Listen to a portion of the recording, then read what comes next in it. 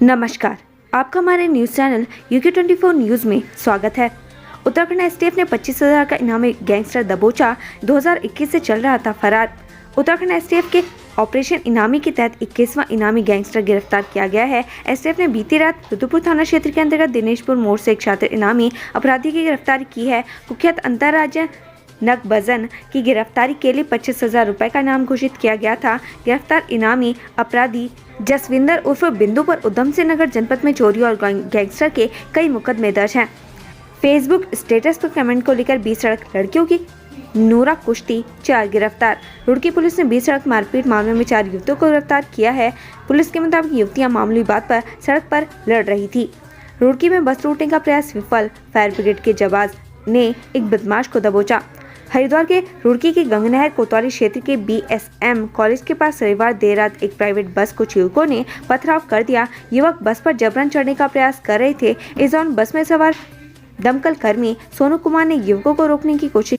इस पर हमलावरों से एक युवक ने सोनू पर चाकू से हमला कर दिया। हमले में सोनू घायल हो गया। इस बीच बस सवार यात्रियों ने हमलावर एक युवक को पकड़ लिया। आरोप है कि हमलावर लूट के इरादे से बस में चढ़ रहे थे। वीर बाल दिवस के मौके पर सीएम धाम ने गुरुद्वारे में टेका मत्था, धर्म पुत्रों की शहादत को किया याद।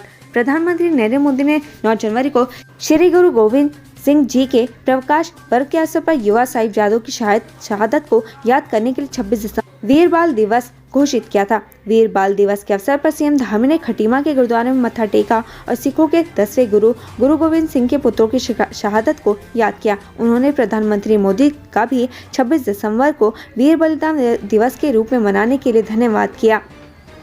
उत्तराखंड में नए साल के जश्न को फीका न कर दे कोरोना, गिरने लगी है होटलों की बुकिंग।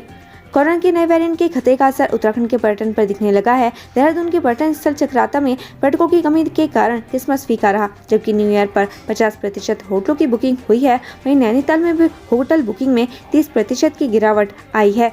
चीन सीमा पर सड़कों का जाल। उत्तराखंड से सटे चीन बॉर्डर तक जाने वाली सड़कों का हाल जाने BRO की जुबानी। भारत का पड़ोसी देश चाइना लगातार सीमा पर अपनी सुविधाओं का विकास कर रहा है। वहीं हमारे देश की तरफ से भी लगातार सीमा सुरक्षा और सीमाओं की ओर से जाने वाले मार्गों को हाईटेक किया जा रहा है। महामंडलेश्वर स्वामी कैलाशानंद गिरी की हत्या की साजिश का आरोप, हिरासत में संदिग्ध। निरंजन अखाड़े के आचार्य महामंडलेश्वर कैलाशानंद गिरी ने एक शख्स पर हत्या की साजिश रचने का आरोप लगाया है। प्रयागराज के परिय अखाड़ा प्रमुख साध्वी त्रिकाल भवंता का कहना है कि हरिद्वार आश्रम में आगामी 1 जनवरी को आयोजित होने जा रहे आयोजन में भोजन में जहर मिलाकर उनकी व अन्य संतों की हत्या करने की साजिश की थी। पुलिस ने संदिग्ध को हिरासत में लिया है। पौड़ी पठानी से गुमशुदा महिला हिमाचल में मिली, पुलिस ने परिजनों को सौंपा। जिले के पठानी थाना क्षेत्र में 15 दिसंबर को एक महिला संदिग्ध परिस्थितियों में लापता हो गई थी। इसके बाद से महिला के परिजन बहुत परेशान थे। गुमशुदा हुई महिला को पुलिस ने हिमाचल प्रदेश से सकुशल ढूंढ लिया है। पठानी थाना प्रभारी वीरेंद्र रमोला ने बताया कि पुलिस ने महिला को हिमाचल प्रदेश से खोज लिया है। पुलिस ने महिला को हिमाचल प्रदेश से ढूंढकर परिजनों को सकुशल सुपुर्द कर दिया है। हल्द्वानी हाईकोर्ट के निर्देश पर 4,365 घरों पर चलेगा बुलडोजर, प्लान तैयार। उत्तराखंड हाईकोर्ट के आदेश के बाद हल्द्वानी में रेलवे की जमीन से अतिक्रमण हटाए जाने को लेकर हल्द्वानी में रेलवे और प्रशासन की हाई लेवल मीटिंग हुई। कुमाऊं कमिश्नर दीपक रावत ने काठगोदाम सर्किट हाउस में सभी उच्च अधिकारियों को बुलाकर रूपरेखा तैयार की। अब रेलवे 28 दिसंबर को लोगों को नोटिस देने का काम करेगा। बिना स्वीकृति के शिक्षक को अवकाश देना प्रधानाचार्य को पड़ा भारी, वेतन पर लगी रोक। रिखणीखाल ब्लॉक के एक इंटर कॉलेज के प्रधानाचार्य को बिना स्वीकृत शिक्षकों व कर्मचारियों को पार्जित अवकाश देना भारी पड़ गया। मामले में मुख्य शिक्षा अधिकारी आनंद भारद्वाज ने प्रधानाचार्य के वेतन पर तत्काल प्रभाव से रोक लगा दी है। साथ ही बिना स्वीकृत उपार्जित अवकाश की तिथियों का आकलन कर संबंधितों से ही वसूली करने की बात कही है। अंकिता भंडारी को न्याय दिलाने पर धरने बैठे हरीश रावत, VIP के नाम के खुलासे की मांग। अंकिता भंडारी को न्याय दिलाने के लिए हरीश रावत ने धरना शुरू कर दिया है। देहरादून के गांधी पार्क में हरीश रावत धरने पर बैठे। हरीश रावत ने अंकिता भंडारी हत्याकांड में VIP के नाम से के खुलासे की मांग कर रहे हैं।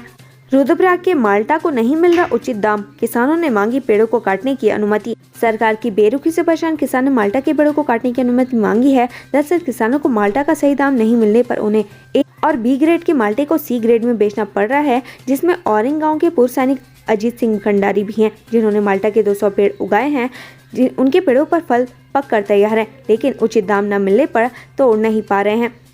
29 दिसंबर से शुरू होगा राज्य स्तरीय खेल महाकुंभ। 38वें नेशनल गेम्स के लिए तैयार होंगे खिलाड़ी। खेल मंत्री रेखा आर्य ने राज्य स्तरीय खेल महाकुंभ को लेकर जानकारी दी।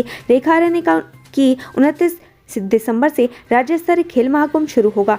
उन्होंने कहा, खेल महाकुंभ के जरिए वे उत्तराखंड के खिलाड़ियों को 38वें राष्ट्रीय खेलों के लिए तैयार कर रहे हैं।